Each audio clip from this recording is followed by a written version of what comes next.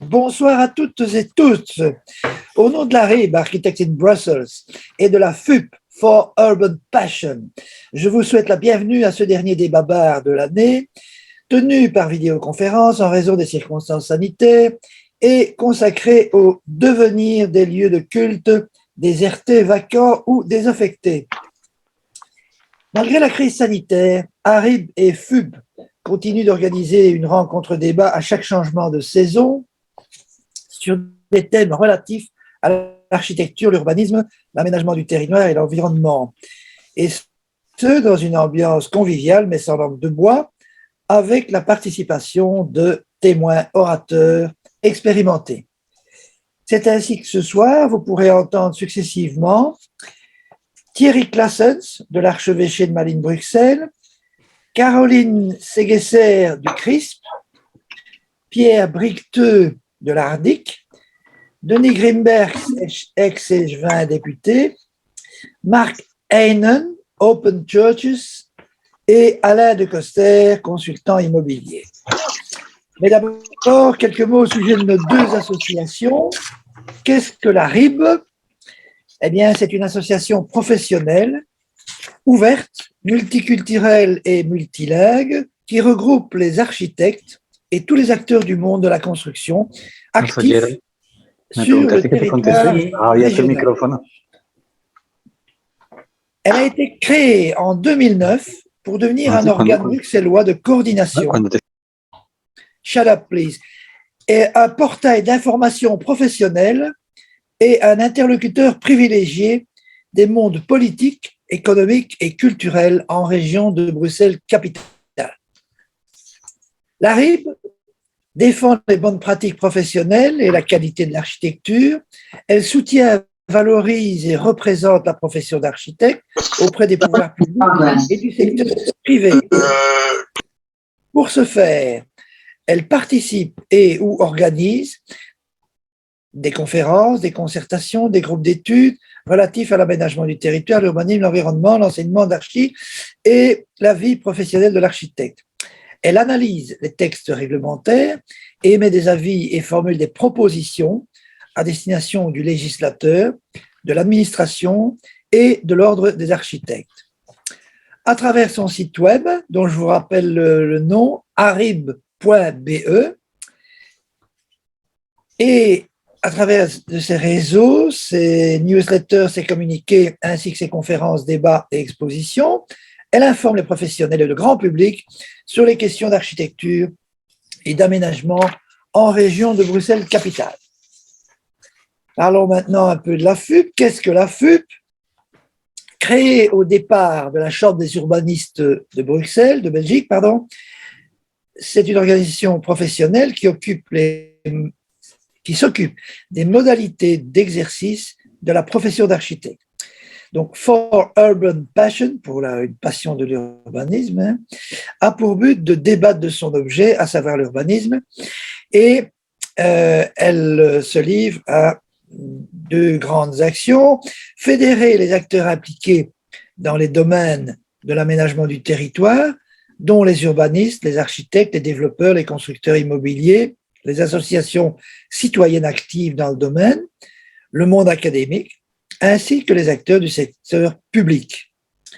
Elle veut aussi approfondir la vision de l'aménagement en abordant de manière transversale les problèmes évoqués. À cette fin, l'association donc FUP mène différentes actions selon le triptyque débattre, agir, conseiller.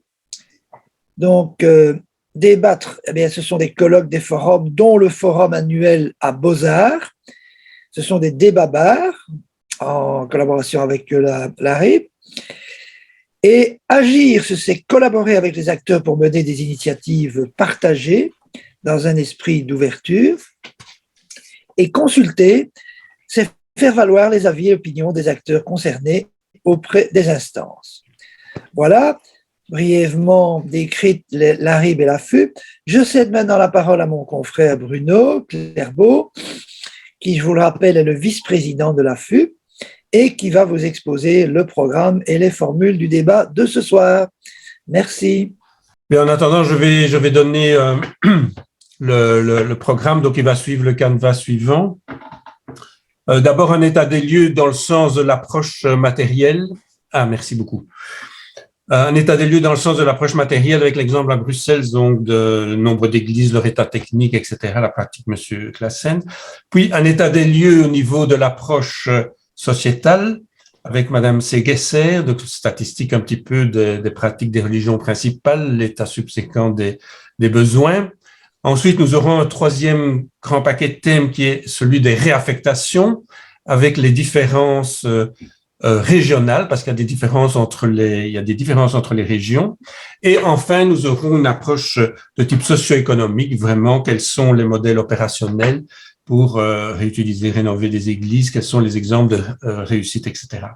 Alors, je vous signale donc que le débat est enregistré. Le principe, c'est que nos 6 témoins orateurs font leurs exposés à la suite l'un de l'autre. Je présente chaque fois, juste avant le début du témoignage, la personne.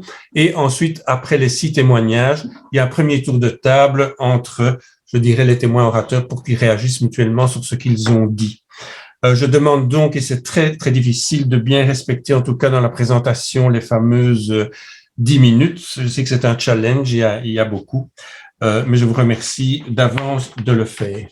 Alors, donc, le premier intervenant est Monsieur Thierry Claessens, donc qui est juriste de formation, Saint-Louis, Suel, ULB, qui a fait 13 ans de notariat, donc voilà. Et qui a donc rejoint le service du temporel, donc du temporel qui s'occupe des choses temporelles de l'archevêché de Malines-Bruxelles en 2016, où sa fonction est d'être responsable pour Bruxelles, en fait. Nous allons voir donc les différences. Et donc à encadrer et conseiller les bénévoles qui gèrent les paroisses ou, je dirais, en cas de défaillance de ceci, de difficultés, de choses très complexes, de le prendre directement en charge. Monsieur Claessens, vous avez la parole. Merci. Je vais donc partager mon écran. Voilà, donc évidemment, vous l'avez dit, hein, je parle de l'Église catholique diocésaine à Bruxelles, donc je ne parlerai pas évidemment des autres confessions chrétiennes ou des ordres religieux ou ailleurs dans le pays. La situation évidemment de l'Église catholique à Bruxelles, une baisse drastique de la pratique, ça Madame Séguesser en dira plus, mais que je voudrais quand même nuancer pour 2 spécificités. Une première qui est un peu spécifique à Bruxelles. L'Église à Bruxelles est à l'image de notre ville, elle est multiculturelle. Donc pour vous donner un chiffre qui vaut ce qu'il vaut, mais l'Eucharistie est célébrée chaque dimanche en 23 langues différentes. Ça change peut-être un peu de l'image que certains d'entre vous ont de communautés exclusivement francophones ou néerlandophones. Non, voilà, ça donne une richesse, une diversité, une coloration propre à l'Église à Bruxelles. J'insiste aussi sur la diversité des pratiques religieuses. C'est très difficile de quantifier une pratique religieuse, parce que qu'est-ce que la pratique religieuse? C'est que l'assistance à l'Eucharistie? Est-ce que c'est aller se recueillir tout seul, allumer une bougie? Enfin voilà, donc baisse drastique à nuancer. Quelques informations juridiques. Alors ici, je vais essayer de me contenter dans ce que ne diront pas d'autres orateurs. Les cultes en Belgique n'ont pas la personnalité juridique. Donc en droit civil, quand je dis droit civil, c'est droit de l'État, l'Église n'existe pas. On a une multitude d'acteurs. Et pour les églises paroissiales, qui sont donc des lieux publics, ils sont gérés par la fabrique d'église. Alors, à Bruxelles, il y a un changement de législation. Les fabriques d'église vont s'appeler établissements. Retenez fabrique d'église, établissement. On est, pour les fabriques d'église, dans du droit public. Ce sont des institutions publiques, comme le serait une commune ou un CPS, avec toutes les contraintes qui vont avec. Et donc, les églises paroissiales, lieux publics, sont gérés par la fabrique, quel qu'en soit le propriétaire. La question du qui est propriétaire d'une église paroissiale n'a de sens qu'en cas de réaffectation. Parce que tant que l'église sert au culte, c'est la fabrique d'église et elle seule qui gère ce bâtiment. Quelques mises au point terminologiques, désaffectation, désacralisation, quelle est la différence? Donc je vais prendre le déroulé chronologique. D'abord, l'organe représentatif du culte catholique, donc l'archevêque, désacralise une église. Donc, mais la désacralisation, c'est une procédure et elle a des effets uniquement internes à l'église. Ce n'est pas la région qui désacralise, c'est un acte propre, religieux interne à l'Église. Mais l'organe représentatif, donc l'archevêque, informe le pouvoir civil, donc la région, de sa décision de désacraliser une église. Et la région en tire la conclusion civile et décide que le bâtiment n'est plus affecté à l'exercice du culte catholique.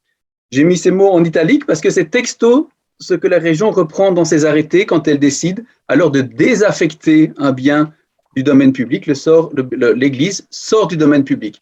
L'archevêque désacralise, la région tire ses conséquences civiles en le sortant du domaine public.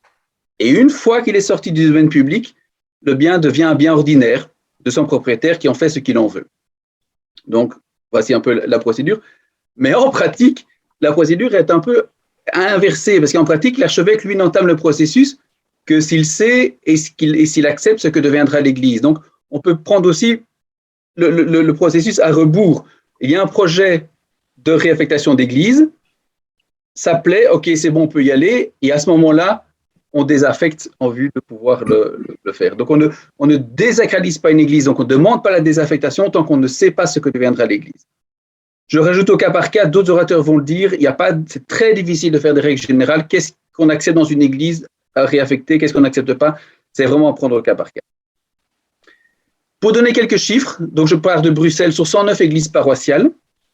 Quand il faut réaffecter une église, donc réaffecter, c'est donc l'affecter à une autre destination que son usage premier, qui est du culte francophone ou néerlandophone. Notre premier choix, c'est de le réaffecter au sein de l'Église catholique. Donc, je vous ai expliqué donc, 23 langues différentes tous les dimanches. On a à Bruxelles 8 églises qui ont du culte ni en français ni en néerlandais. Il y en a d'autres où l'usage est partagé. La messe, par exemple, à 10 heures en espagnol, à 11 heures en français. Mais sur 8 églises à Bruxelles, c'est quand même un grand changement par rapport à il y a quelques décennies. On ne parle plus français, on ne parle plus néerlandais. S'il n'est pas possible de réaffecter en interne dans le culte catholique, on le partage avec un autre culte chrétien. Donc, 5 églises sont partagées avec un autre culte chrétien. Il y a là, par exemple, les protestants à 10 heures et les catholiques à 11 heures. 10 églises catholiques sont passées exclusivement à un autre culte chrétien. Quand ce n'est pas possible, ni interne à l'église catholique, ni pour un autre culte chrétien, on peut accepter une utilisation profane. Il y a 4 églises qui auraient, on y travaille, avoir une utilisation partiellement profane, tout en projet, aucune n'a abouti. Quand je dis partiellement profane, c'est un partage dans l'espace, pas dans le temps. Donc, par exemple, le culte se cantonne dans le cœur et le reste est réaffecté. 4 ont une utilisation exclusivement profane, dont 3 en projet. Donc, il y en a une pour le moment qui aboutit. Au total, 31 églises sont en cours, sont réaffectées, sont dans le processus, depuis l'idée jusqu'à terminer. C'est tout un panel sur 109 pour donner un peu des ordres de grandeur. Quelques généralités, ça ce sont mes opinions personnelles tirées de mon expérience. Pour une réaffectation profane, très difficile d'adopter des règles générales. J'ai vu que d'autres diront la même chose. Soit que l'église soit classée, soit non classée, sans intérêt patrimonial. Il y a vraiment de tout dans les églises. On a des chefs-d'œuvre jusqu'à des églises qui sont belles comme des Aldi. Ce n'est pas du tout la même chose de les réaffecter. Le type de quartier, c'est clair que le projet qui est à Saint-Hubert de faire des appartements, c'est possible parce que l'incidence du foncier est très importante. Faire le projet d'appartement d'un certain standing à Kuregem, par exemple, ça n'irait pas. Investissement public, est-ce que dans la réaffectation, on a un partenaire public qui veut mettre de l'argent pour en faire quelque chose de public, comme une bibliothèque, un théâtre ou pas? Ça changera beaucoup la coloration du dossier. Réaffectation totale ou partielle, parce qu'à Bruxelles, ce n'est pas tellement qu'on a trop d'églises, mais on en a aussi des trop grandes. Qui est propriétaire? La famille d'église, la commune ou une ASBL, ça changera aussi la coloration du dossier. Autre point important, et ça je crois que la région le dit fortement, pour les réaffectations d'église, il faut commencer par le bouwmeester.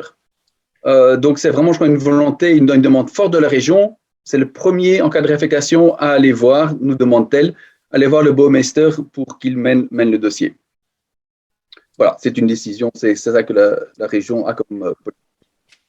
Une intuition personnelle, maintenant ça vaut ce que ça vaut, on peut en discuter, mais à mon sens, sans intervention publique forte, donc des finances publiques, pour en faire une école, un centre sportif, une bibliothèque ou l'autre, en raison des contraintes économiques et patrimoniales, il est très difficile de faire autre chose que du logement non social. À mon sens, et sauf exception, seul le logement non social permet de dégager suffisamment d'argent pour pouvoir réaffecter une église, parce que ça coûte très cher, vous êtes architecte, vous savez mieux que moi, d'intervenir dans un bâti existant, pas toujours en bon état, et surtout un bâti qui n'a absolument pas été pensé pour autre chose que pour une église. Je vais finir avec quelques exemples concrets, peut-être qui peuvent lancer la discussion. Ça, c'est le seul exemple d'église diocésaine réaffectée à Bruxelles.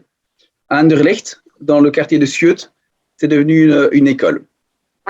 Quand je dis que c'est le seul exemple, c'est-à-dire que tous les autres dossiers sont bloqués, embourbés, retardés quelque part d'autre. Voilà, ce qui peut aussi poser question. Autre exemple, là nous sommes à Kuregem, donc Anderlecht. Cette église a été donnée à la commune pour qu'elle y fasse un centre ouvert sur le quartier, centre sportif, bibliothèque, etc. Et là, on a vraiment une tension, je trouve, entre préservation du patrimoine et objectif social. La préservation du patrimoine veut qu'on touche au moins possible au bâtiment. Et là, je vous donne un exemple, il y a un chemin de croix, une piéta.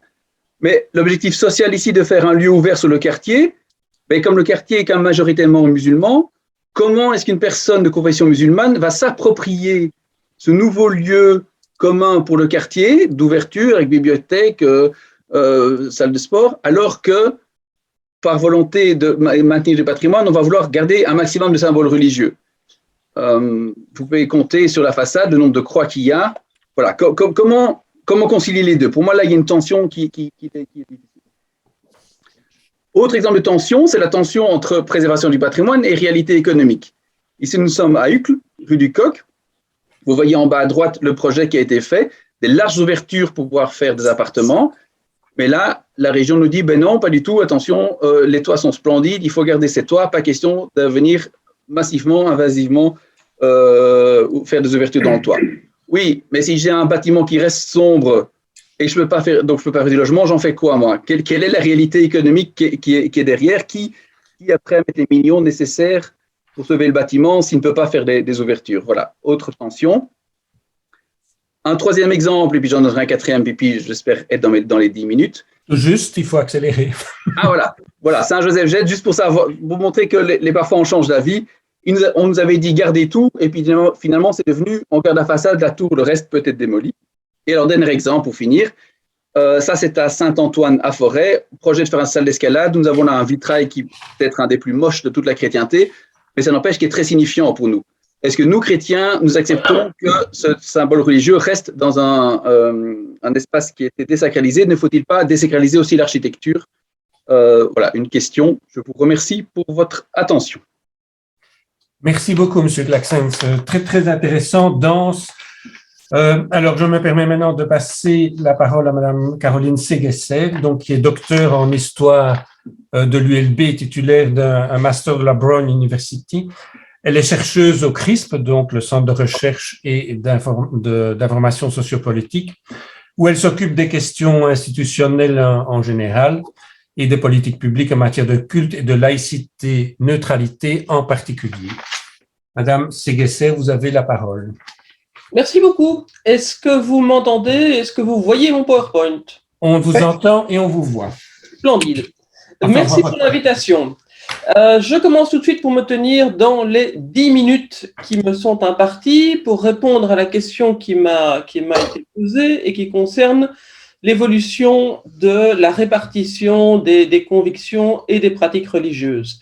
Alors, il n'est pas facile de répondre à cette question parce que nous n'avons pas de recensement des convictions, nous n'en avons plus depuis 1846. En 1846, tout le monde était catholique, c'était fort simple, et puis on a cessé de poser la question. Donc, nous devons nous contenter des enquêtes scientifiques qui existent, ainsi que des enquêtes qui sont menées régulièrement dans la presse.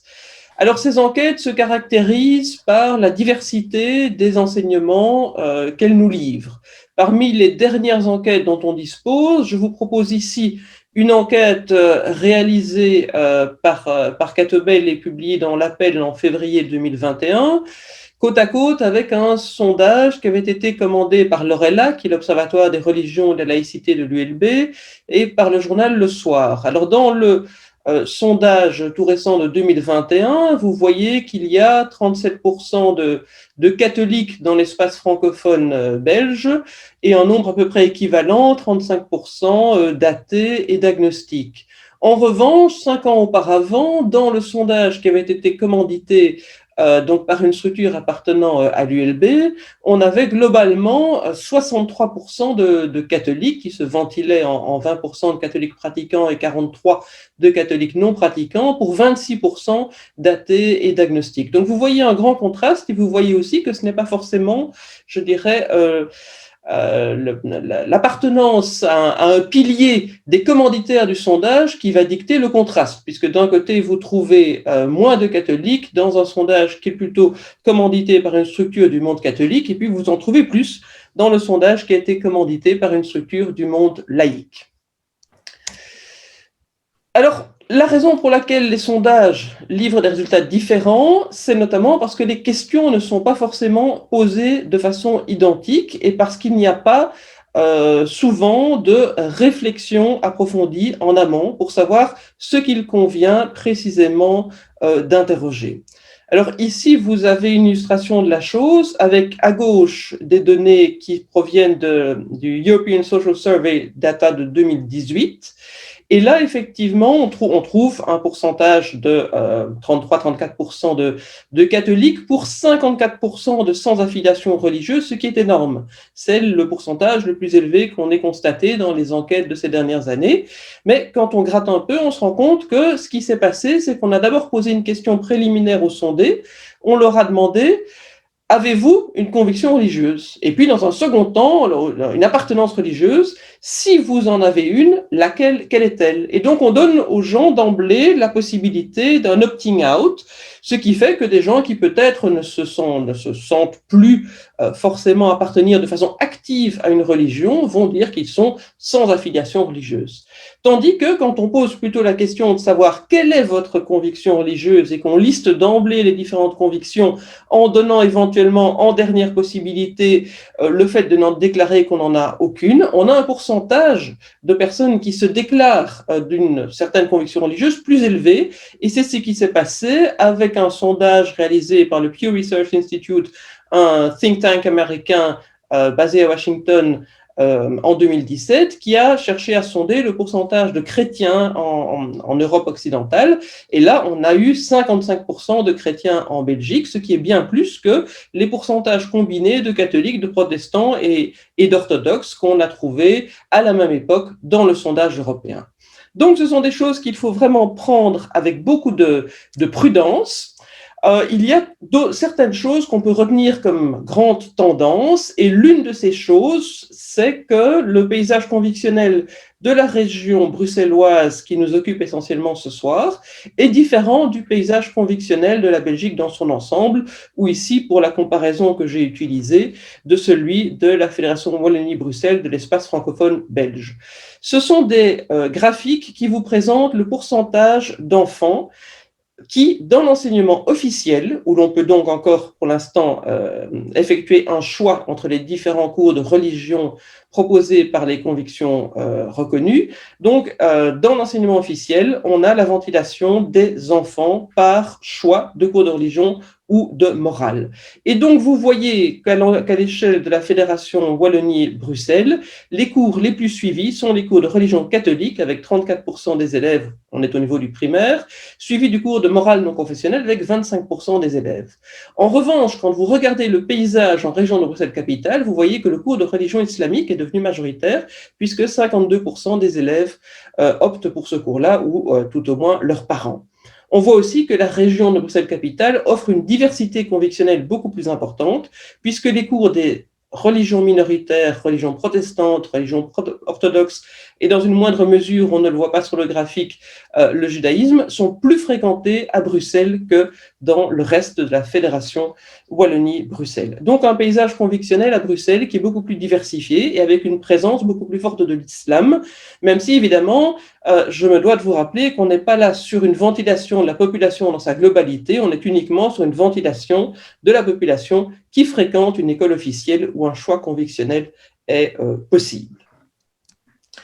Alors, ce qui nous intéresse ce soir, c'est sans doute davantage l'évolution de la pratique religieuse catholique, donc de la première religion du pays, et M. Claessens en a déjà dit un petit mot dans son exposé. Donc là, je vous fournis les données qui sont disponibles et qui sont fournies par l'Église catholique elle-même. qui permettent de constater la chute de la pratique religieuse, qu'il s'agisse de la pratique religieuse des messalisants, donc des pratiquants qui se rendent à la messe du dimanche, ou qu'il s'agisse de la pratique au niveau des sacrements, donc celles et ceux qui fréquentent l'Église lors des grands rites de passage, que sont les mariages, les baptêmes et les funérailles. Donc cette chute de la pratique religieuse qui a été entamée dans les années 60, elle se poursuit sans discontinuer, et elle est plus marquée à Bruxelles que dans les autres régions. J'ai parfois l'habitude de dire sous forme de boutade qu'à Bruxelles, nous avons la plus forte proportion de mécréants et de musulmans du pays, ce qui explique peut-être certains conflits qu'on peut avoir de façon un peu plus intense dans la région capitale du pays qu'ailleurs. Je ne vais pas commenter tous les chiffres, vous pourrez les regarder à loisir et ça sortirait de notre propos. Alors, je vous l'ai dit, il faut être très prudent quand on interprète ces chiffres. Qu'est-ce qu'on peut retenir du paysage convictionnel en Belgique? Que les deux principaux courants convictionnels sont le catholicisme et l'incroyance, ça je crois que c'est établi. Je dis l'incroyance qui est un terme un peu plus large, évidemment ça ne veut pas dire que tous les gens qui n'ont pas de religion sont des athées déclarés, loin de là. Ça veut encore moins dire qu'ils se considèrent comme étant des militants de la laïcité qu'on appelle organisée en Belgique, puisque vous savez que la laïcité est une conviction reconnue et financée par les pouvoirs publics au même titre que les cultes. Si on parle maintenant des religions, les deux principales religions de notre pays sont clairement le catholicisme et l'islam. Que peut-on dire de l'évolution de la pratique religieuse? Nous n'avons pas de chiffres très clairs pour investiguer, documenter l'évolution des pratiques des autres religions que l'Église catholique, puisque malheureusement les organes représentatifs ne collectent pas les données et ne nous les fournissent pas. On a néanmoins toute une série d'indices qui nous permettent de conclure ceci, que le catholicisme et que les églises protestantes traditionnelles, je veux dire par là les églises luthériennes, calvinistes, ainsi que le judaïsme, voient leurs adeptes diminuer. Il y a de moins en moins de fidèles qui fréquentent les églises catholiques, surtout quand ce sont des églises où les cérémonies ont lieu en français ou en néerlandais, effectivement, grâce à l'immigration, grâce à la présence d'un certain nombre de personnes d'origine étrangère à Bruxelles, le culte catholique dans d'autres langues est beaucoup plus suivi. Mais donc, globalement, le culte catholique, les églises protestantes traditionnelles et le judaïsme ont de moins en moins de fidèles, ce qui veut dire qu'il y a des édifices qui sont à réaffecter ou dont on doit envisager la réaffectation. Donc on parle surtout de l'église catholique, c'est vrai aussi pour le judaïsme, dont 2 synagogues à Schaerbeek ont été réaffectées dans un passé tout à fait récent. D'autre part, l'islam, la branche évangélique du protestantisme et le christianisme orthodoxe sont en croissance dans notre pays et recherchent donc des nouveaux édifices du culte. La question de la réaffectation, bien évidemment, concerne surtout l'Église catholique parce que ces édifices sont plus nombreux, ils sont plus vastes et ils sont pour la plupart dotés d'une valeur patrimoniale incontestable et incontestée, ce qui rend la question beaucoup plus délicate. Dans les 2 dossiers de synagogue que j'évoquais, un édifice a été repris par la commune de Schaerbeek qui va établir un équipement collectif, une crèche. Un autre édifice a été vendu à du privé qui l'a transformé en salle des mariages, ce qui est d'ailleurs dommage parce que c'était un édifice assez remarquable au niveau de la façade, mais la façade n'était pas classée, je parle de la synagogue de la rue du Pavillon.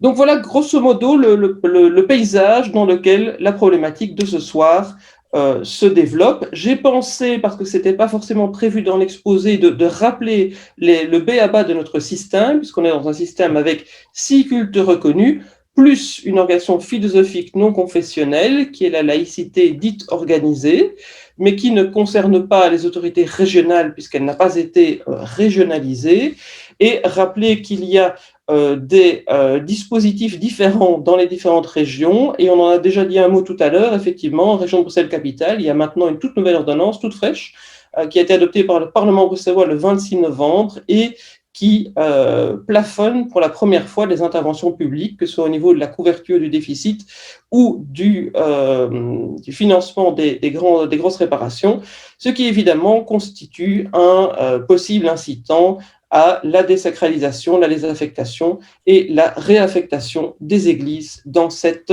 région. Merci beaucoup, je crois que je me suis tenu dans les 10 minutes. Quasiment, en tout cas, c'était tout à fait passionnant. Donc, je passe maintenant, merci beaucoup Madame Séguesset, je passe maintenant la parole à Monsieur Bricteux. Donc, Monsieur Bricteux, qui est ingénieur et responsable du département urbanisme dans une grande ville wallonne, donc c'est ça qui est bien, on va avoir aussi un éclairage des plus wallons, mais qui tient fort à intervenir ici en tant qu'administrateur de l'ARDIC, donc l'association régionale des directeurs et ingénieurs communaux de Bruxelles et de Wallonie et de Bruxelles. Monsieur Bricteux, à vous la parole. Vous voyez mon écran, là? Oui, on voit votre PowerPoint.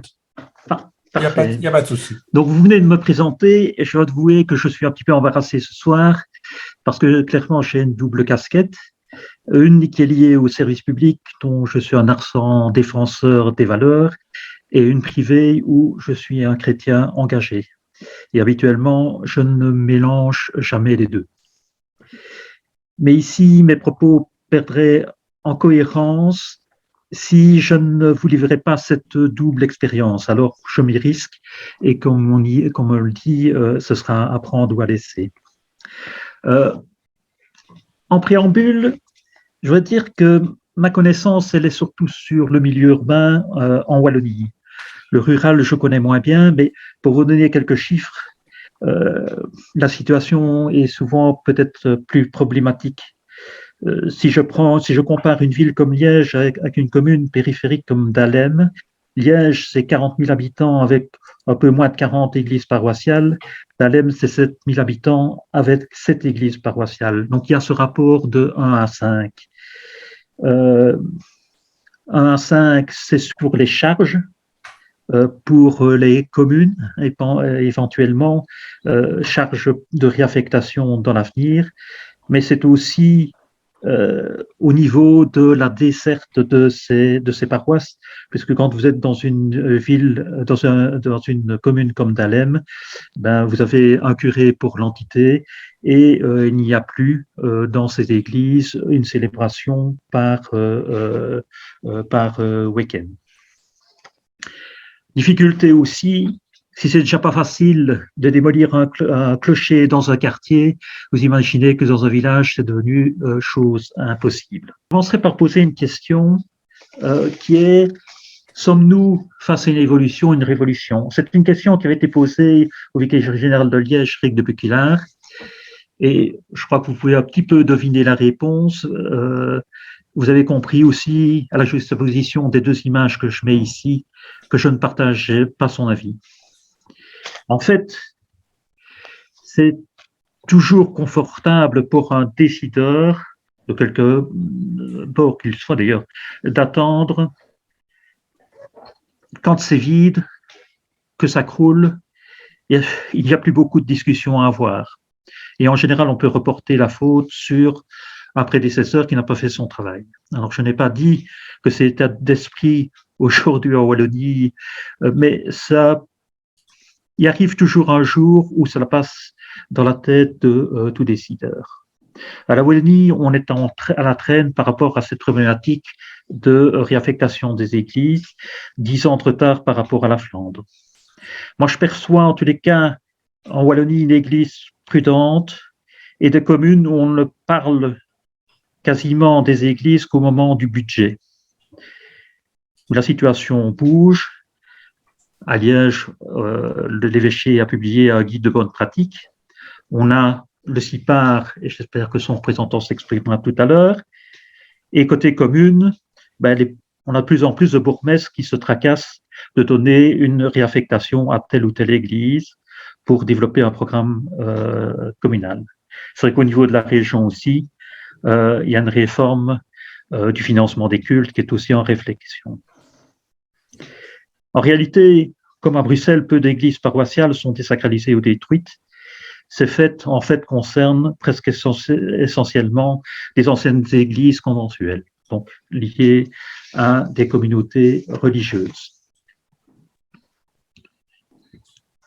Alors, je voulais parler un moment d'Objectif 2020, qui est le guide de bonne pratique pour les communautés paroissiales qui a été défini par l'évêché de Liège et qui en fait définit des conditions pour partager l'Église avec d'autres activités, diviser l'église pour accueillir une autre activité plus permanente, conserver un espace de recueillement si l'église n'est plus utilisée au culte, mais très majoritairement par une autre fonction.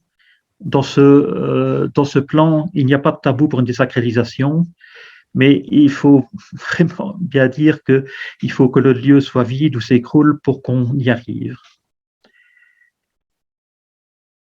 Alors, en fait, moi je considère un petit peu ce plan-là, je dirais, d'un programme qui parle de comment réduire progressivement la voilure. Vous comprendrez, en fait, dans la suite de mon exposé, pourquoi je ne suis pas d'accord avec ce comportement, moi qui, comme chrétien en tous les cas, considère comme une sorte de liquidation d'entreprise. Mais comme agent public... Je me permets d'intervenir parce que vous avez 25 diapos. Hein, il faut... Oui, mais je prends beaucoup de temps sur la première. Pas de souci, mais c'est pour que vous ne perdiez pas ça de vue. En fait, ma grande crainte comme agent public, c'est de voir arriver une arrivée massive d'églises vides à un moment, à force de reporter dans le temps l'idée d'une désaffectation. Et je pense avoir dit d'ailleurs au vicaire général que si on m'amène un jour au niveau de la ville 10 églises à réaffecter d'un seul coup, je pourrais en sauver une, mais que les 9 autres seraient vraisemblablement destinées à la démolition. Alors, on parle souvent, je dirais, de l'usage partagé. Je suppose que d'autres en parleront. Usage partagé dans le temps pour un autre culte, pour un cours de yoga ou pour un spectacle. Espace partagé comme ici, dans la diagramme en bas, à Jodogne, où l'église est transformée en centre culturel, mais accueille le dimanche encore un office dans le chœur. C'est séduisant sur papier, mais il faut bien avouer que des activités précaires dans des bâtiments communaux, les édiles n'en veulent plus, et à l'heure de la rationalisation du patrimoine communal, ce ne sera pas une solution qui sera durable de recueillir des églises où on a transformé la maison de Dieu en maison du peuple. Par contre, c'est une bonne solution pour rentabiliser l'usage d'un bâtiment de culte qui va continuer à se prolonger dans le temps. Réaffecter une église, il n'y a pas de solution type, je crois qu'on en a déjà parlé. Les possibilités sont nombreuses, mais un projet prend du temps. Moi, je dirais de l'ordre de 10 ans. On verra un petit peu ce que diront les professionnels. Mais il y a un mot d'ordre qui doit être toujours apparent, c'est anticiper, anticiper, anticiper. Et deuxièmement aussi, c'est de s'assurer de la durabilité de la réaffectation. Il faut des moyens à investir, mais il faut aussi des moyens pour entretenir et faire vivre le lieu. On a ici l'image de la librairie, c'est la librairie à Maastricht qui a été réaffectée dans une église. Cette librairie est déjà tombée 2 fois en faillite. Se pose la question aussi des charges pour une église transformée en logement. Alors, anticipation, pour moi, ça signifie 2 choses. C'est d'un côté, certainement un plan paroisse, donc une stratégie pour juger de l'avenir des églises, mais aussi d'un autre côté, une église qui se met en projet et qui continue à vivre. Alors, le plan paroisse, il y a l'expérience flamande qui est extrêmement intéressante et je ne vais pas détailler ici, mais elle se base quand même sur comment établir une stratégie d'investissement, mais aussi en même temps une stratégie de reconversion pour les églises. Et cette anticipation qui est prévue, elle permet aussi d'entamer un dialogue qui est essentiel au niveau des communautés paroissiales. Mais attention, les communautés paroissiales ne doivent pas venir otages du patrimoine. Le patrimoine est bien une responsabilité collective. le patrimoine est une valeur qui est pour toute la communauté et elle ne repose pas uniquement sur les seules épaules des communautés chrétiennes. C'est pas pour ça non plus qu'il faut les désengager de ce rôle. Les communautés aussi doivent pouvoir porter de nouveaux projets. Je sais que c'est polémique au niveau d'Etterbeek sur la place Van Melen, où on reproche naturellement aux gens de développer une église alors qu'il y en a tant soi-disant vide. Il ne faut pas empêcher de porter de nouveaux projets, mais clairement, ça doit venir en substitution de bâtiments existants. Alors, j'ai parlé d'une église qui se met en projet, je vais aller très vite là-dessus. Il y a quelques points qui nous intéressent dans l'Assemblée, d'autres qui intéressent plus largement d'autres milieux, mais il me semble que le milieu des architectes et des urbanistes peuvent être intéressés par quelques des points qui sont indiqués ici. Alors le problème, c'est que les églises sont dans les faits un lieu ouvert à tous. On ne demande pas de certificat de baptême pour y entrer, mais maintenant c'est très difficile de franchir une porte qui est souvent fermée, trop souvent fermée à clé, et M. Heinen parlera un peu de ce problème. Mais ce n'est pas toujours qu'une question de clé. Ce sont aussi des bâtiments qui sont introvertis et il y a certainement un rôle au niveau des architectes et des urbanistes pour rendre ces lieux plus accessibles. Et j'ai cité et je vais présenter ici 3 exemples.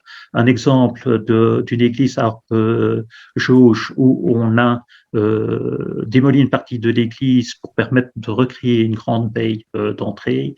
À Angers où on refait le portail d'entrée et on a une ouverture à l'architecture, à la création contemporaine, et un projet que nous menons à Liège au niveau de la cathédrale, puisque nous raménageons les deux places de part et d'autre de la cathédrale, en intégrant la cathédrale comme un espace public. Donc, nous considérons qu'il y a bien une continuité, on doit avoir bien une réflexion en continuité entre la place de la cathédrale elle-même, le cloître et la place Saint-Paul qui est derrière. Se pose aussi la question, est-ce que la couverture géographique du territoire qu'elle est aujourd'hui a encore du sens?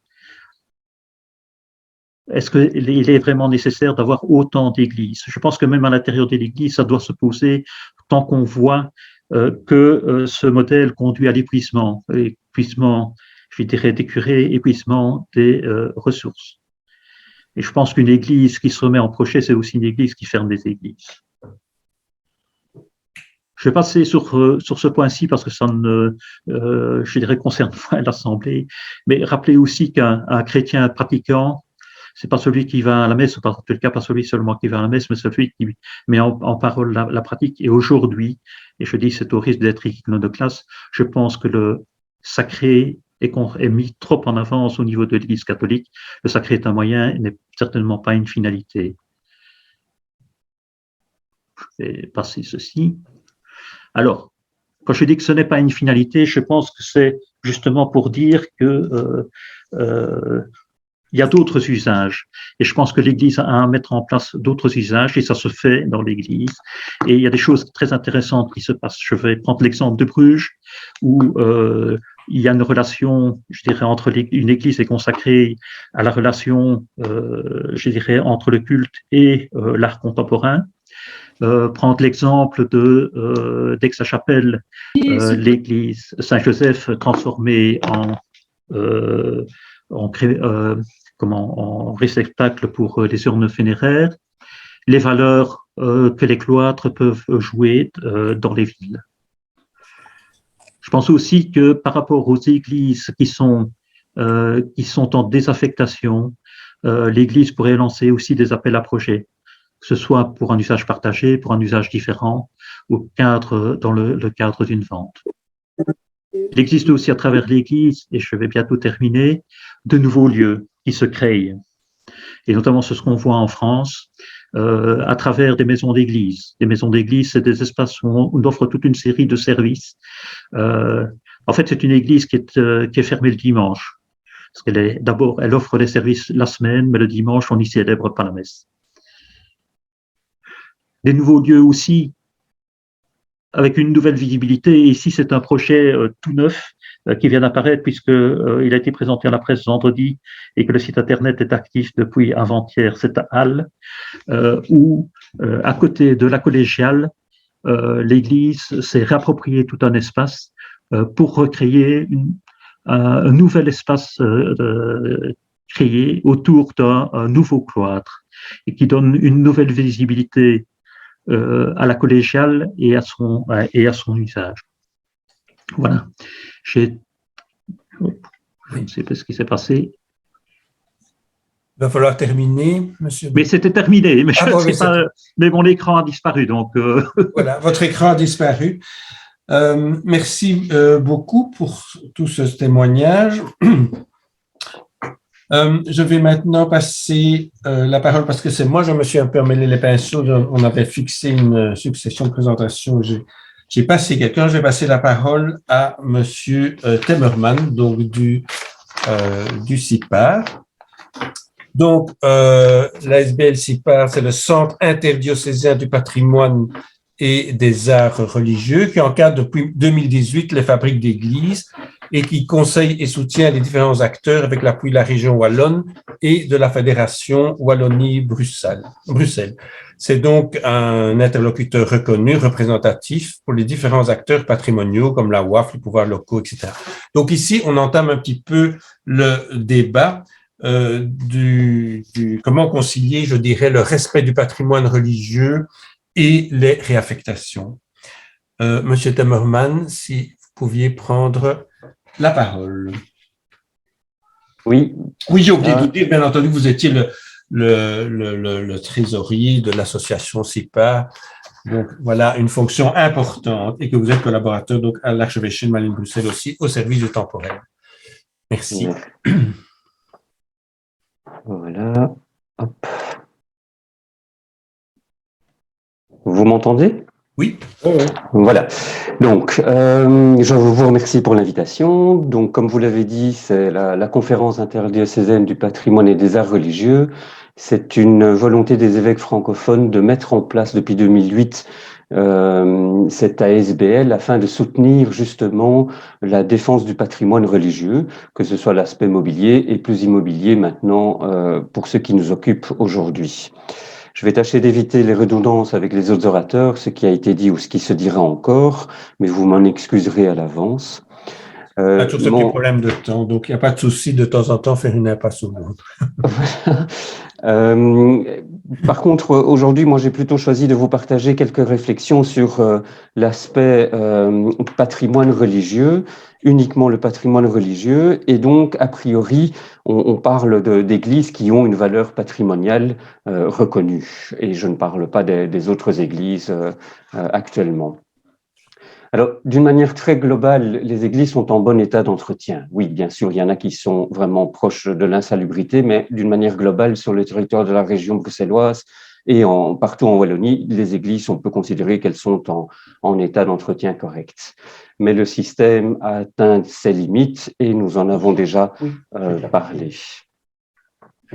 L'enjeu du patrimoine religieux aujourd'hui, c'est vraiment considérer que ce patrimoine est le témoin de notre culture chrétienne aussi, et qui nous aide et qui permet de comprendre nos racines, mais qui doit surtout aussi évoluer avec nos sociétés. Permettez-moi d'introduire une petite séquence linguistique.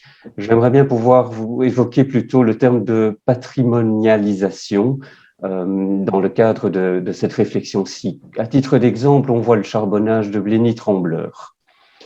C'est un charbonnage, dès que le charbonnage a pris fin, il y a eu tout un cheminement, une recherche de sens par rapport à tout ce site qui avait une valeur patrimoniale incontestable. Et donc, le fait de trouver d'autres sens, ici en l'occurrence un musée, centre d'hébergement, restaurant, des salles de fête, etc., a permis de sauvegarder un patrimoine en lui accordant un sens tout à fait différent et qui est différent bien sûr de celui qui était à la base du charbonnage. Et donc, grâce à la patrimonialisation, j'y arriverai, la fonction première perd son sens, ou pour le patrimoine religieux perd en partie son sens, mais d'autres fonctions émergent. On est bien ici dans le cadre du patrimoine et donc d'une sauvegarde de patrimoine. Auparavant et jusqu'à présent, quand même, les églises sont un lieu de culte principalement. Et d'aucuns diront qu'on ferait mieux d'ouvrir plus les églises et autres. Je ne les contredis pas. Mais on peut aussi considérer qu'une église a une valeur historique et est un témoin de notre histoire. Je fais une petite parenthèse. Ce sont des photos qui sont principalement axées sur la Wallonie. Il y a peut-être un peu moins de photos d'églises de Bruxelles, mais je pense que le propos peut être tout à fait assimilé à Bruxelles. Une valeur architecturale, ce n'est pas à vous qu'on va pouvoir revendiquer que des églises ont des valeurs architecturales notoires.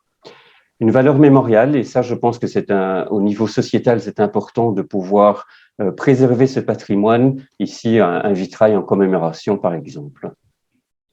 Une valeur paysagère. Vous voyez, c'est plutôt Wallonie, mais à Bruxelles, je vous assure, quand un clocher émarge d'un quartier et qu'on le voit au-dessus des toitures, ça a aussi un repère, une valeur paysagère, ou en tout cas un repère spatio-temporel.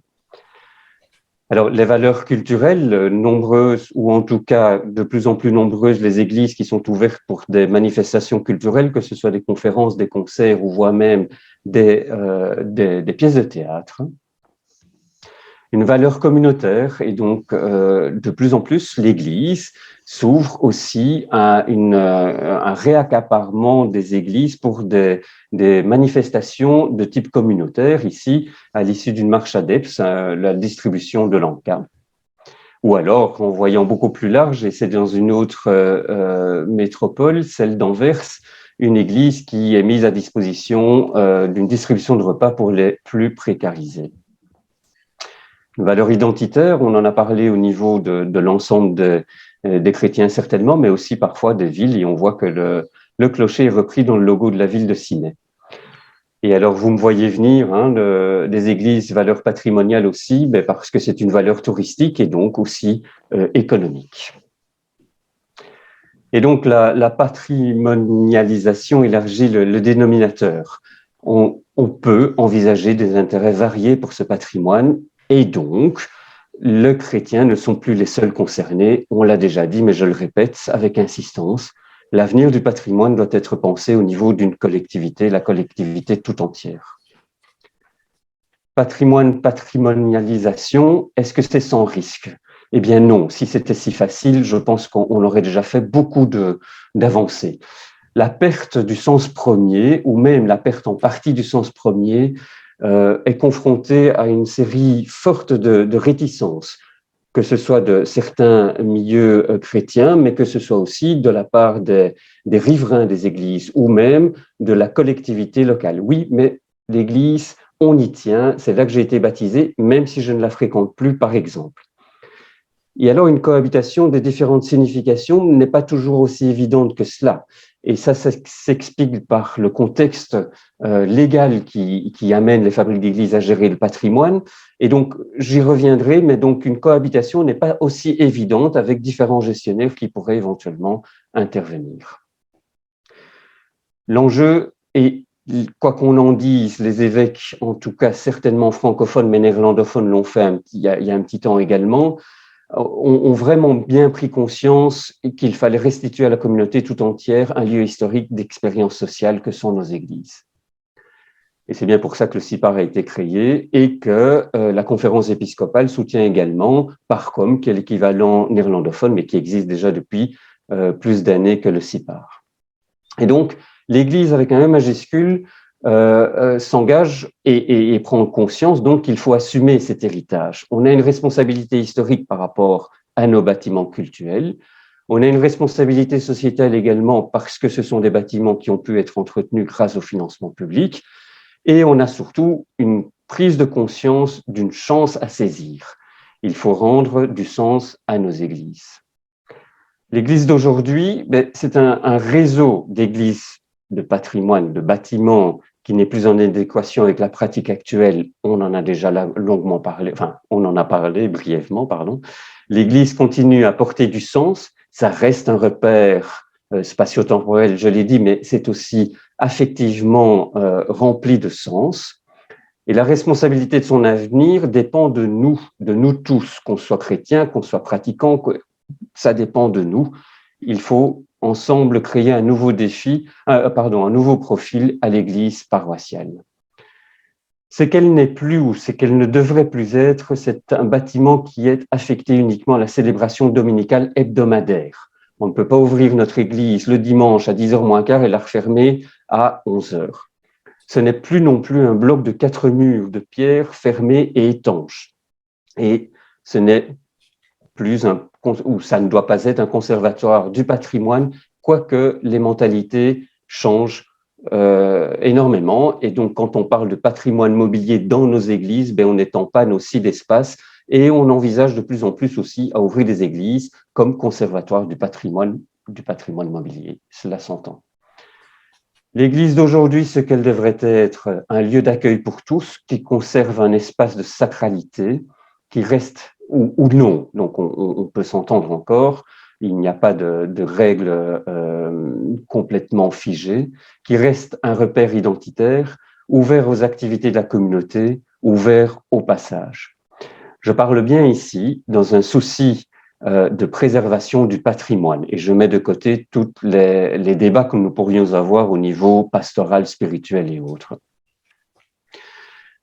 L'avenir du patrimoine est une affaire d'Église, c'est évident. Et la législation actuelle charge encore les fabriques d'églises de l'entretien et de la gestion des églises, peu importe le propriétaire, tout comme Thierry Claessens l'a répété là tout à l'heure. Mais c'est aussi l'affaire de toute une communauté et nous devons continuer à informer, soutenir, conseiller les gestionnaires actuels de nos bâtiments, c'est-à-dire les fabriques d'églises et les acteurs paroissiaux. Et donc, on poursuit les objectifs de réaliser les inventaires, de ranger les églises, de les sécuriser, d'ouvrir les opinions à saisir des opportunités, et tout ça dans une volonté d'ouvrir les églises. Un avenir pour le patrimoine religieux, cohabiter avec le sacré, c'est réellement une question de sensibilité. Et les responsables ecclésiastiques, mais également les responsables communaux que je rencontre dans l'autre versant de ma profession, c'est une question de sensibilité très forte. Il n'est pas évident qu'un édile communal convienne qu'il faille fermer une église au culte pour la réouvrir à autre chose. Beaucoup relatent qu'ils n'ont pas envie d'être le bourgmestre qui ferme les églises de sa commune. Jusqu'à présent, le droit canon, et ça probablement ne va pas changer, la responsabilité quant à un usage partagé d'une église, quand c'est temporaire, c'est bien au niveau du desservant et de l'ordinaire de l'évêché, mais quand c'est un usage à plus long terme, ça incombe également à l'évêché, mais Thierry Claessens l'a répété là tout à l'heure très bien.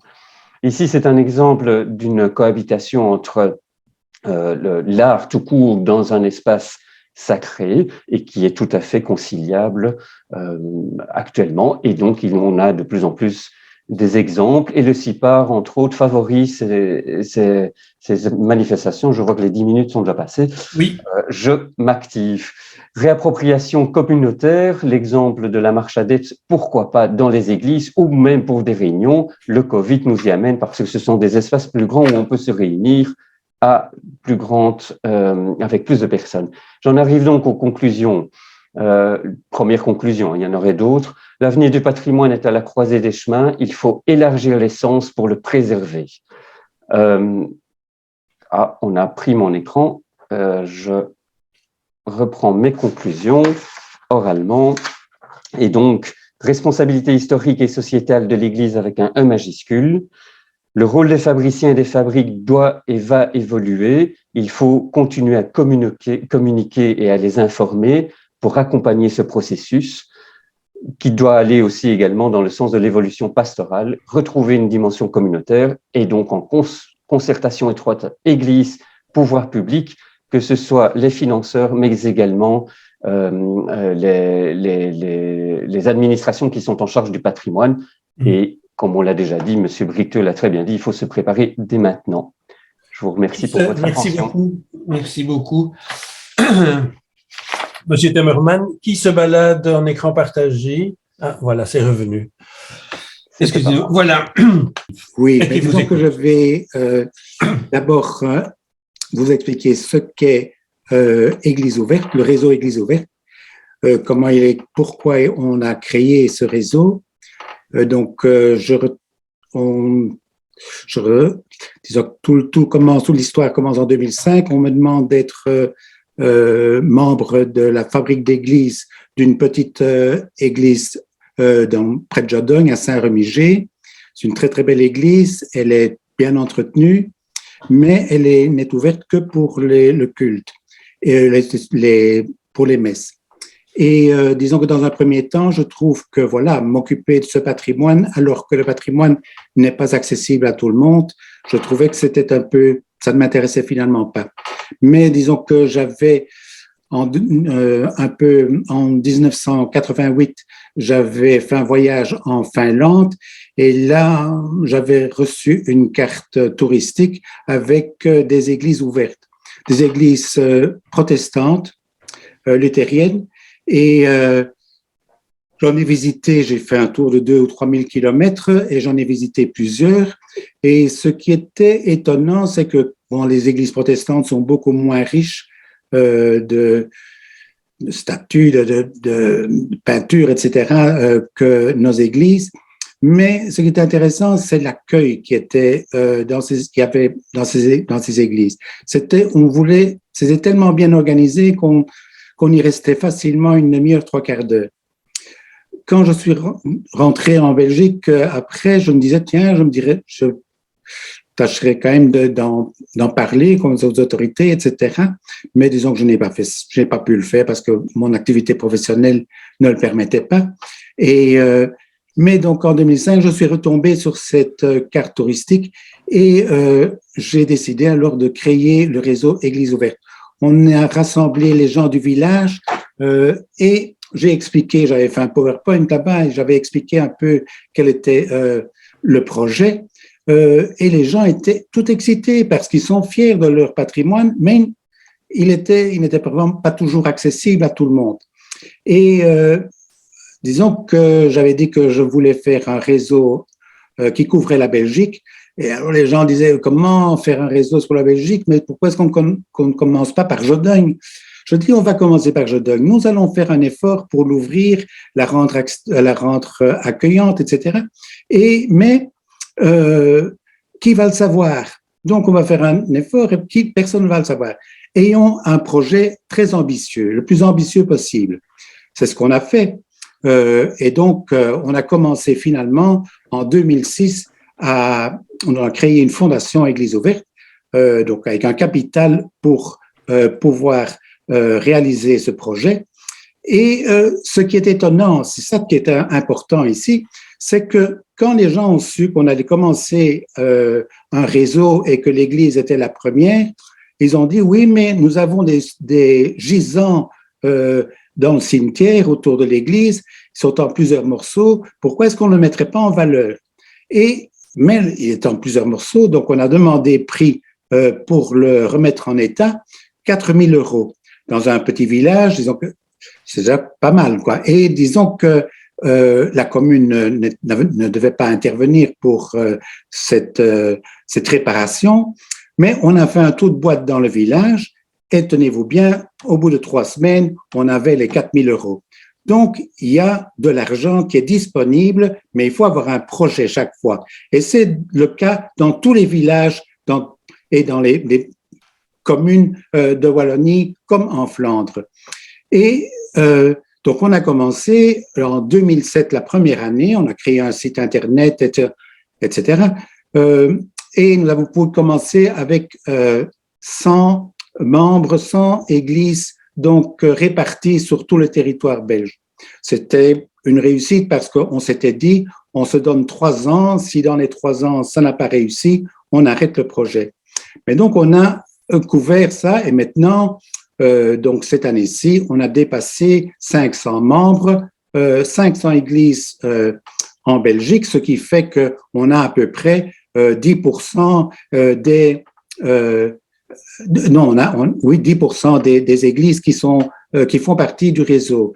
La majorité en Flandre, donc on a 350 en Belgique, 200, oui, 200, un peu plus de 200 en Flandre, un peu plus de 100, 125, 150 en Wallonie.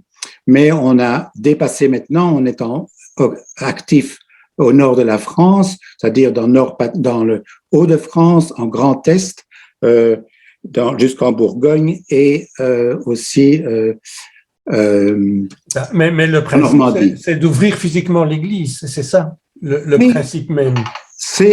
Le principe, c'est ouvrir.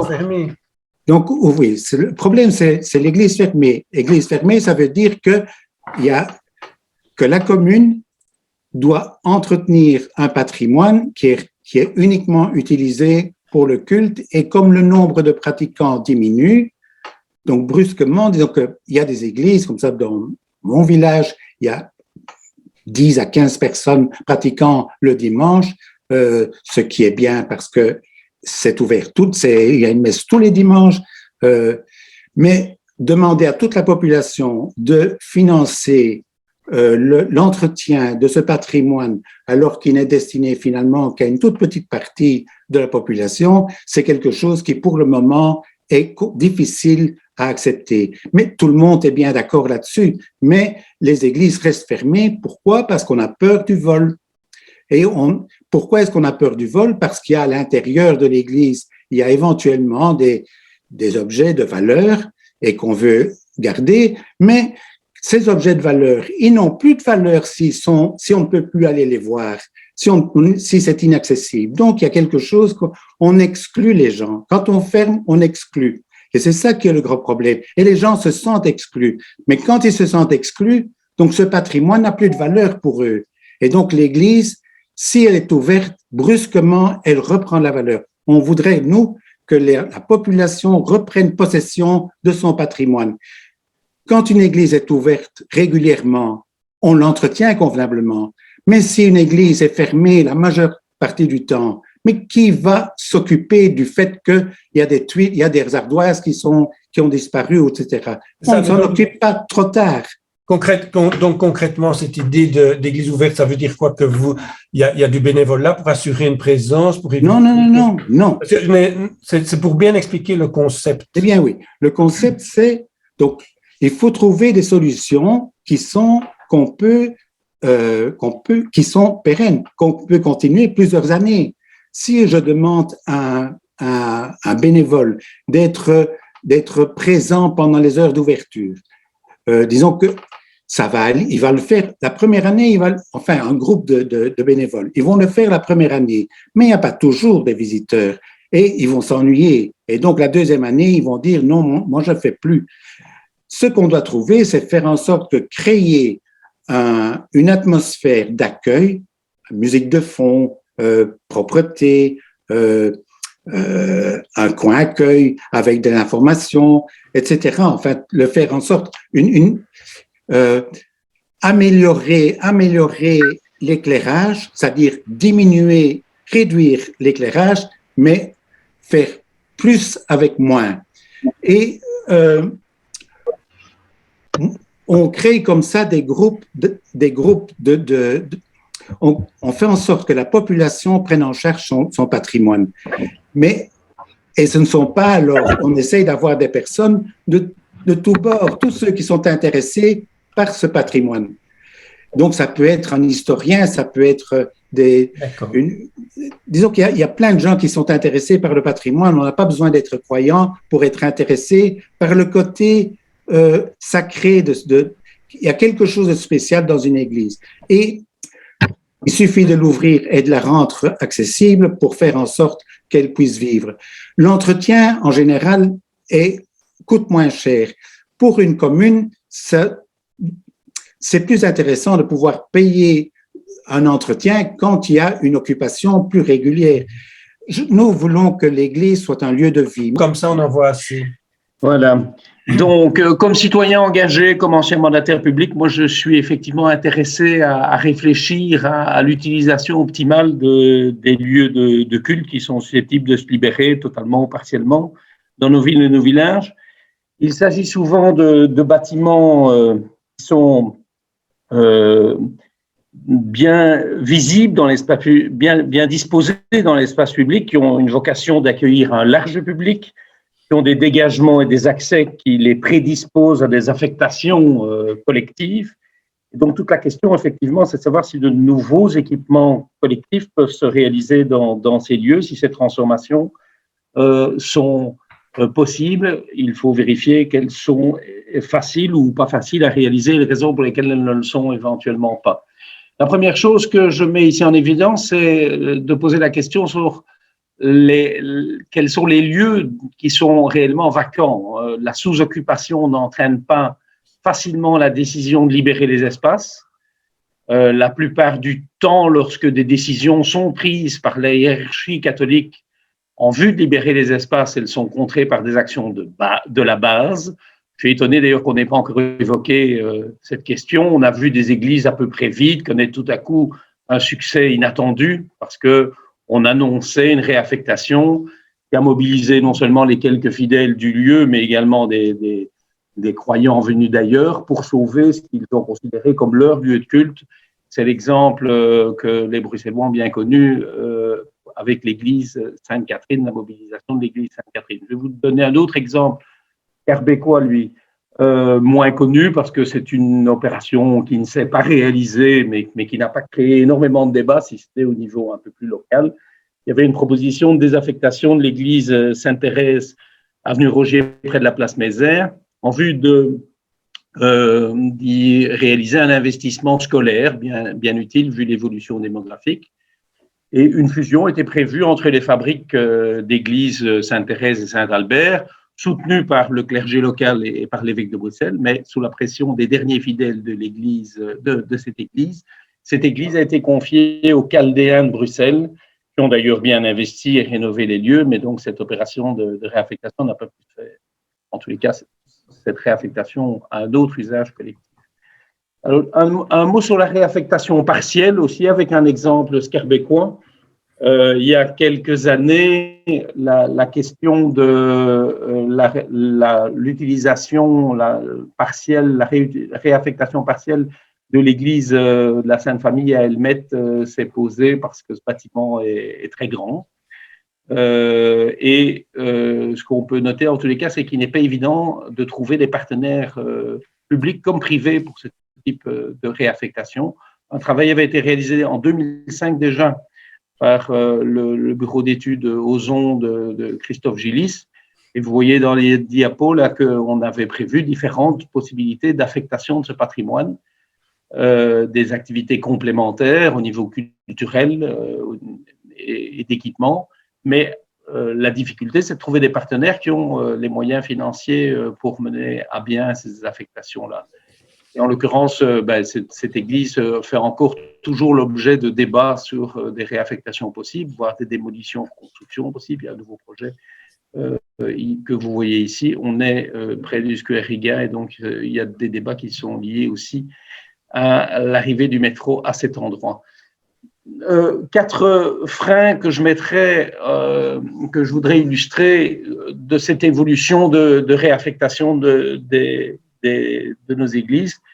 Le premier frein, c'est la volonté, certes justifiée, de profiter de l'occasion pour assurer le maintien d'un lieu de culte, certes plus petit, mais qui doit être financé par l'opération. Donc, si évidemment on doit faire de la réaffectation partielle et du réaménagement de l'espace en maintenant ou en créant un nouvel espace pour le lieu de culte et que ce nouvel espace doit être financé par l'opération, elle impacte évidemment celle-ci.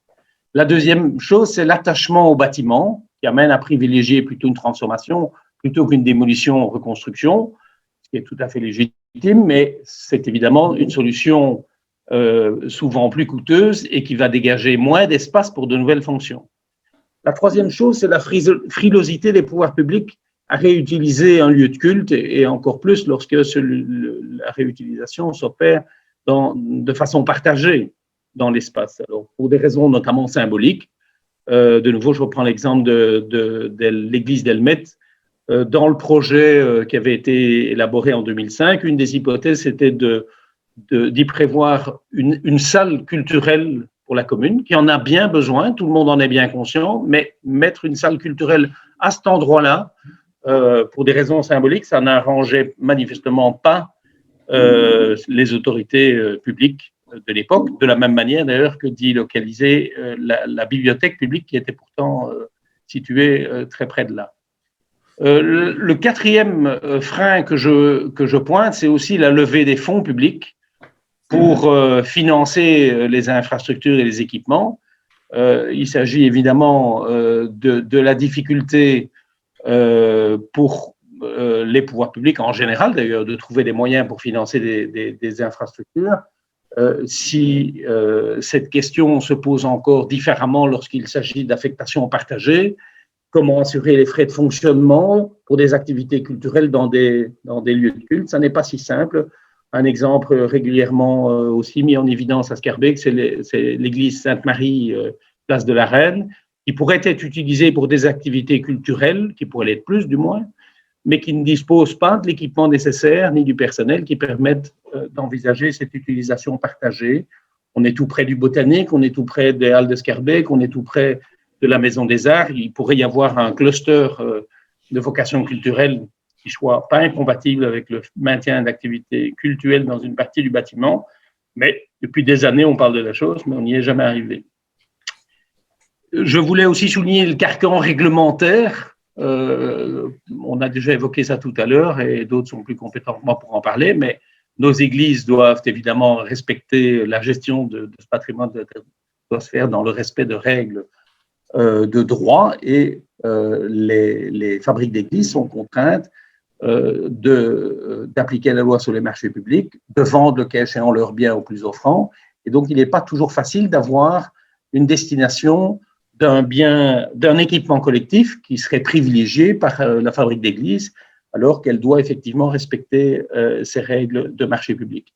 Et ça vaut la peine de le dire devant vous, il y a évidemment des projets qui sont plus rentables que des équipements collectifs, et on le sait, la notion de l'équipement est relativement mal protégée dans le PRAS, dans le plan régional d'affectation du sol, puisque dans une zone d'équipement, on peut faire à peu près de tout, et on peut même supprimer à 100% l'équipement si on y place du logement.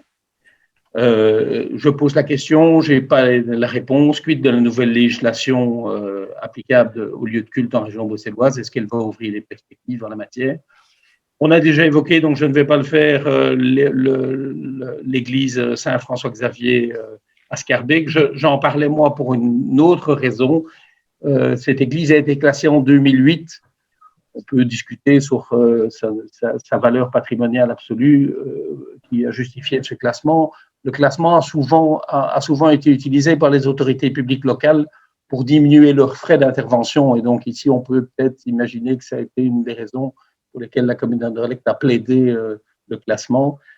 Et puis, résultat des courses, on se trouve avec un édifice qui, en termes de réaffectation, évidemment, n'est pas plus facile à réaffecter. Et donc, on l'a dit, la commune d'Anderlecht va transformer cet édifice en vocation culturelle et sportive. Dernière chose que je dirais, c'est qu'il faut faire attention effectivement dans la distinction entre église et monastère. Des biens des congrégations ont plus facilement l'objet de reconversion, non seulement parce qu'ils en ont besoin il y a des nécessités financières et démographiques, mais aussi parce que leur statut privé permet plus facilement des évolutions patrimoniales que celles des églises paroissiales. Je mets comme illustration ici le couvent Van Marland qui se trouve dans le quartier européen et qui a été reconverti en bureau pour l'Union européenne. Voilà, je vous remercie. Merci beaucoup, M. Grimbergs. Cette rapproche du terrain, qui remonte du terrain de Schaerbeek en particulier. Nous allons maintenant entamer la dernière présentation, toute l'approche socio-économique avec Monsieur De Coster, donc Alain De Coster, qui est ingénieur civil des constructions, spécialisé dans la stabilité des édifices. On voit tout de suite le rapport avec les églises, ainsi qu'en urbanisme et rénovation urbaine.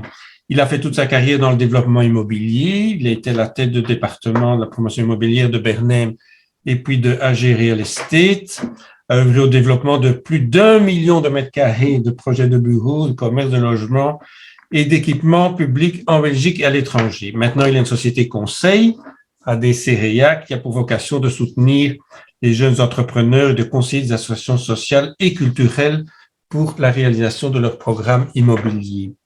Alors, Alain de Coster va nous parler un peu des modèles opérationnels, des questions de propriété, de financement, de faisabilité socio-économique. Monsieur de Coster, vous avez la parole. Et... Où est-il? Ah, le voilà. Que vous voyez ma présentation? Oui. Oui. Parfait. Voilà. On remonte à la première page.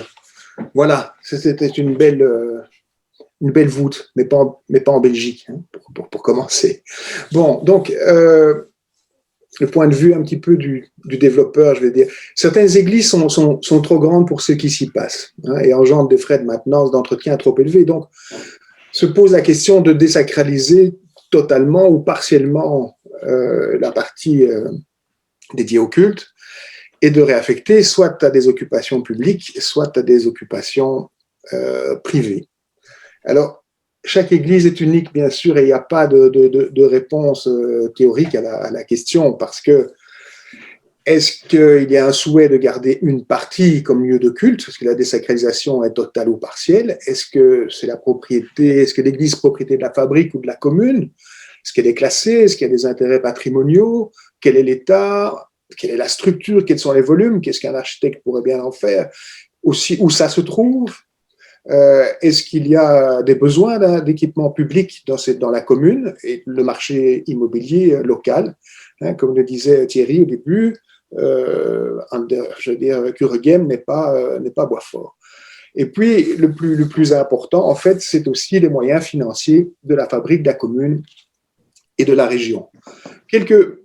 Quelques exemples, parce que en fait, quand on regarde ce qui se fait à l'étranger, enfin, je veux dire, le problème n'est pas que belge, bien sûr, et donc il y a des tas d'exemples à l'étranger de reconversion, à gauche en résidentiel, en France, à Rennes, je pense, centre de conférence, à Malines, un hôtel, et dans, je dirais, la partie anglicane, comme je pense qu'ils n'ont pas le même souci dans la désacralisation, de veiller à ce que l'équipement qui remplace l'église soit, enfin je veux dire, non pas de considération par rapport à ça, on trouve pas mal de bars, des piscines, etc.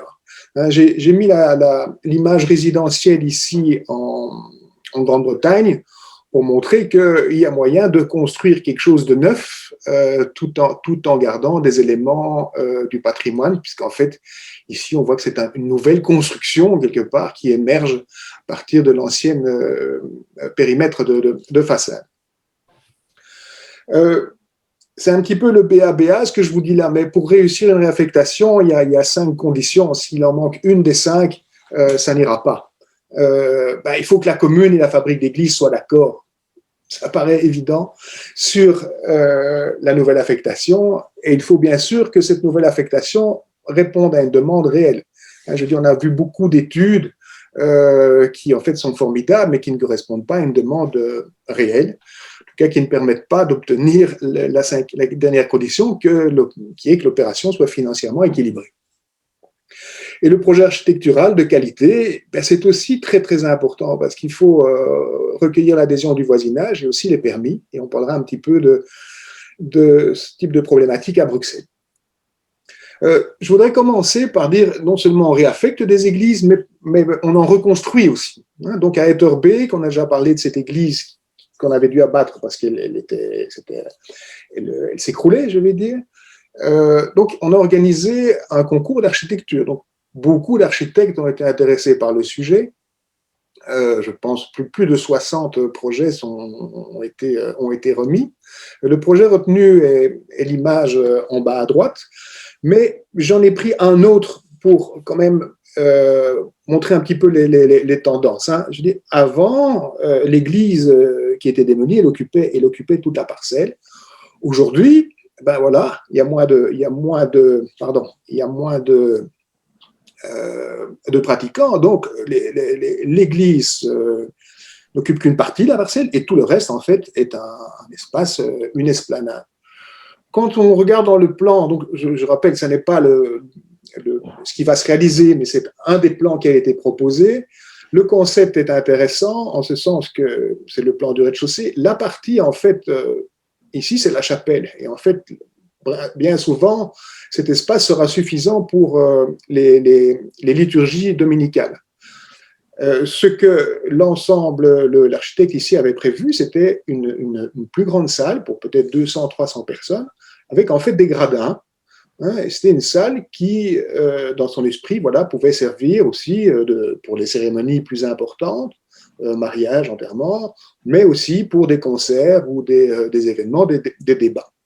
Et autre chose aussi intéressante qu'on retrouve dans ces nouveaux, ce que les architectes imaginent pour des nouvelles églises, c'est un petit espace de recueillement qui, en fait, n'est pas seulement accessible aux catholiques, et il faut aussi se rendre compte, vous vous en rendez compte sans doute, les églises, en fait, pendant la journée, sont fréquentées par des tas de personnes, en fait, qui ont simplement envie de sortir un petit peu du bruit de la rue et de se recueillir un moment. Voilà. Ça m'amène en fait à cette question qui a déjà été posée par les précédents orateurs, c'est est-ce que l'Église est réservée à la communauté des croyants ou est-ce qu'elle peut s'ouvrir à d'autres activités de recueillement et aussi à d'autres événements publics, toutes convictions confondues. C'est que les églises ont souvent un rôle de phare dans l'identité d'un quartier et offrent de grands volumes. Donc, l'idéal, évidemment, est de préserver le bâtiment et d'avoir une nouvelle infrastructure collective, extension d'école, bibliothèque, espace polyvalence, et le concert. Ça, c'est l'idéal. En région flamande, et M. Heinen précisera peut-être ça plus tard, il y a quand même 10 ans d'avance, c'est-à-dire que la plupart des communes, beaucoup de communes en tout cas, ont vraiment fait un plan de gestion des églises, donc ont une vision de ce que l'église pourrait devenir. Et la région a aussi financé, il y a quelques années, et je vous enverrai les références, on trouve ça sur Internet, plusieurs dizaines d'études. En fait, ils ont confié à, je pense, à une dizaine de groupements d'architectes. Chaque architecte a étudié 10 églises. Donc, pour voir d'une manière un petit peu, tous en même temps, voir qu'est-ce qu'on peut faire avec toutes ces églises. Donc, dans toutes ces propositions, il y a vraiment des choses très, très intéressantes sur la réaffectation d'églises, principalement donc basées sur le fait qu'elles soient réaffectées à un équipement des activités publiques, collectives, mais il y a encore aujourd'hui très peu de réalisations, d'une part parce que les communes ont déjà installé ces fonctions concernées ailleurs et que les budgets sont limités. Mais je montre deux exemples. L'exemple de gauche, en fait, c'est une église où il n'y aura même plus, où il n'y aurait même plus de, je dirais, de célébration. L'idée de garder cette partie-ci de l'église comme un espace de recueillement. Voilà, il n'y a plus de messe, c'est un espace de recueillement. Il faut dire qu'on est dans une église de village entourée d'un cimetière, et la partie ici de l'église, elle est ouverte, on enlève les fenêtres, on fait des passages, on rentre, et en fait, on a une sorte d'espace couvert, mais ouvert sur le jardin, voilà, qui devient un columbarium. Autre exemple, l'église, l'espace liturgique est ramené au chœur. On rajoute quelques locaux communs. Et en fait, tout ceci, c'est un centre de villageois parce qu'on est sur le village, ici à la place du village. Donc, c'est un espace qui peut s'ouvrir. Donc, on ouvre les façades pour permettre des activités à l'abri de la pluie à certains moments. Donc, c'est des interventions, je ne vais pas dire, c'est pas énorme comme intervention, mais ça a du sens. Des exemples des interventions plus impressionnantes. Donc, vous devinez la structure de l'Église. En fait, l'idée ici est de réduire, de maintenir un espace liturgique dans le chœur. Et pour le reste, en fait, c'est de construire un étage suspendu dans le volume ici pour créer à l'étage une salle de 200 personnes pour des événements culturels ou autres. À Bruxelles, il faut bien le dire, des reconversions avec un équipement public sont rares. On connaît l'église des Brigittines, qui est le centre contemporain du mouvement de danse de Bruxelles. Mais la plupart des réaffectations dont on parle aujourd'hui sont des réaffectations en résidentiel parce que aujourd'hui, il semble la solution la plus économique viable à défaut de programme public. Donc, c'est évidemment la première chose à faire, c'est de voir s'il n'y a pas un programme public, mais sinon, que fait-on? Et donc, comme l'expliquait Thierry dans le premier exposé, il y a plusieurs églises où se pose la question, donc, de réaffecter en logement. Alors, réaffecter en logement une église, c'est vraiment pas évident, hein. C'est clair que l'église n'a pas été faite pour ça. Déjà, je dis, l'idée d'une église, c'est de faire un grand volume avec de la lumière, voilà, qui tombe. Faire du logement, c'est diviser ce grand volume et horizontalement et verticalement. Donc, la structure, les colonnes sont parfois distantes de 5,50 m. La structure, c'est pas l'idéal pour aller mettre 2 chambres, par exemple. Les profondeurs dans le bas de l'église, on va avoir plus de 20 mètres, et dans la partie haute de l'église, on va avoir parfois 10 mètres. Hein, donc, ce sont des plans assez compliqués. J'ai eu l'occasion de regarder les différentes études faites pour Saint-Hubert. C'est vraiment des programmes complexes. En plus, il faut ouvrir les façades pour créer des fenêtres, des balcons. Où est-ce qu'on met les voitures? À Saint-Hubert, on parle de faire un parking à l'extérieur, sous la place, un parking enterré. Au Précieux Sang, on parle de mettre le parking au rez-de-chaussée. Voilà. Alors, le troisième petit schéma à droite, c'est la Trinité XL, où l'idée est de trouver deux blocs, hein, pour faire du résidentiel et dégager une incidence foncière. Parce que toutes ces opérations, en fait, ici, consistent à essayer de boucler cette équation économique, hein, qui est difficile. Hein. Ce résidentiel, évidemment, coûte beaucoup plus cher que si on démolissait et qu'on reconstruisait. Et si cette valeur foncière doit servir à reconstruire un plus petit espace de culte, là, on complique encore les choses, puisqu'il y a des problématiques de copropriété, de cogestion, et aussi, quelque part, de marché public, en cas de projet mix. Hein. Donc, d'un point de vue juridique, c'est assez complexe à monter, mais c'est possible. Alors, la demande de permis de ces projets de reconversion en résidentiel à Bruxelles, en fait, pour la plupart, sont enlisés. Vous en avez entendu parler. Enfin, sont enlisés. J'espère que ça ne sera pas, qu'ils vont s'en sortir, mais ça met du temps. Hein. C'est que toutes les questions que je viens de citer, ce sont des points d'attention des services de l'urbanisme quand ils doivent délivrer un permis.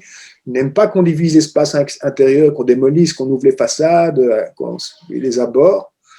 Et puis, pour les riverains, il y a aussi des réactions parfois émotives, quelque part, même si on n'est pas catholique, on n'aime pas l'idée que ce grand espace devienne privé. Et ne parlons pas aussi de la modification de l'image extérieure. Je veux dire, même des non-catholiques peuvent être parfaitement attachés à l'image extérieure d'une église, même si elle n'est pas classée. Ça fait partie de l'identité de leur quartier. Et puis, il y a bien sûr les oppositions de type NIMBY. Il y a un recours actuellement sur l'église, donc la place Van Meel à Etterbeek. Bien sûr, il y a derrière ce recours, il y a notamment le fait qu'il y a des tas de gens qui sont très contents avec le square qu'il y a maintenant. Voilà. Ils disent pourquoi est-ce qu'on reconstruit une église? On est content du square. Donc, la préservation du patrimoine, la faisabilité économique et l'intégration dans le quartier, ça, c'est vraiment ce qui est difficile à réaliser. Je voudrais revenir sur les acteurs, en fait, qui interviennent. Et c'est un petit peu mon expérience, je ne dis pas que c'est toujours comme ça, mais c'est un petit peu mon expérience à Bruxelles. Donc, la fabrique d'église, il faut bien comprendre qu'il y a une fabrique par église. Donc, chaque fabrique est indépendante. Donc, elle a un dieu, mais elle n'a pas de maître. Il n'y a personne qui peut lui imposer ce qu'elle doit faire. Ce sont des équipes de bénévoles qui, en fait, n'ont pas vocation d'être promoteurs immobiliers, donc ils n'ont pas de compétences immobilières pointues. Et leur processus de décision interne, il est souvent fastidieux parce qu'il y a une aversion au risque et au changement. Il y a peu de moyens financiers pour les études préalables. Il n'y a pas de l'argent pour faire des études, pour étudier un programme de logement. Et c'est pourquoi elle s'appuie souvent, elle cherche un promoteur qui a des compétences et elle convient d'une convention avec le promoteur sous conditions de permis, mais sur base d'un programme qui n'a pas encore été approuvé par les autorités. Donc il y a un acteur supplémentaire qui entre là, et qui a proposé une certaine somme à la fabrique d'église, mais alors il faut qu'il puisse faire des appartements dans la toiture, dans le clocher, etc., jusqu'au-dessus. Alors, à Bruxelles, ce qui se passe aussi, c'est que les communes et les régions ont une attitude essentiellement réactive. On aimerait un peu plus de proactivité. Au niveau du patrimoine, chez Urban, ils suivent, comme ils peuvent avec les moyens qu'ils ont, la situation des églises classées et celles en déshérence. Essentiellement celle-là. Du côté de l'urbanisme et du BMA, en fait, c'est aussi très réactif parce qu'il n'y a aucune étude prospective qui ont été réalisées. Et aussi, il y a une grande faiblesse, c'est qu'il n'y a pas de compétences pour l'analyse économique des projets et pour pouvoir effectivement challenger les promoteurs ou les solutions telles qu'elles sont proposées.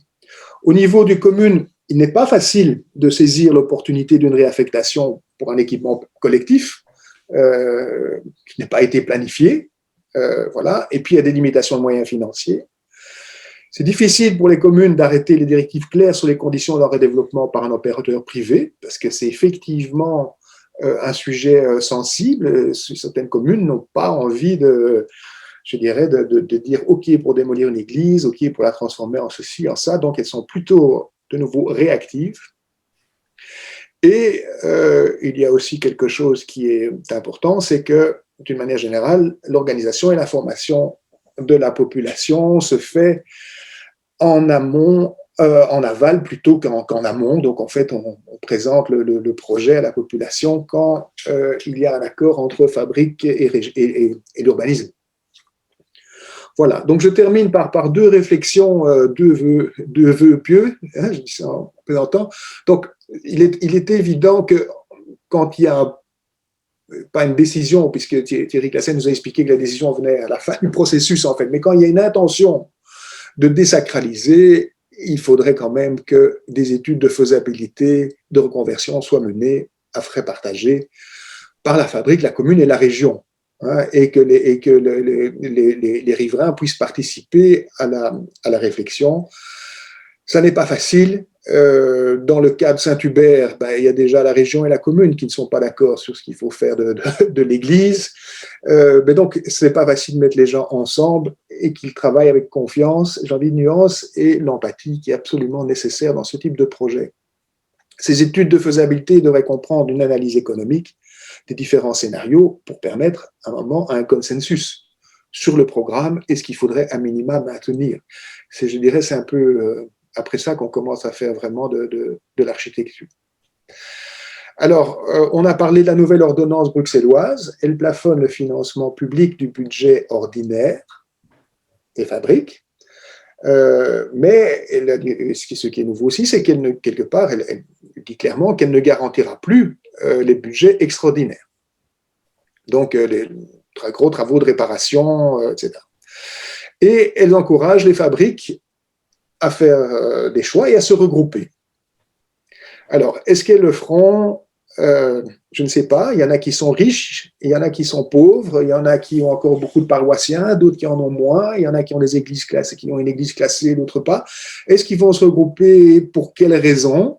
Je ne sais pas, mais espérons qu'il y ait quand même plusieurs fabriques qui se regroupent, parce que je pense que ça ouvrirait des perspectives de recentrage des lieux de culte. On se recentre bien sur une église plutôt que 3, et on met aussi en commun les actifs et les moyens financiers, qui aujourd'hui n'est pas possible en fait.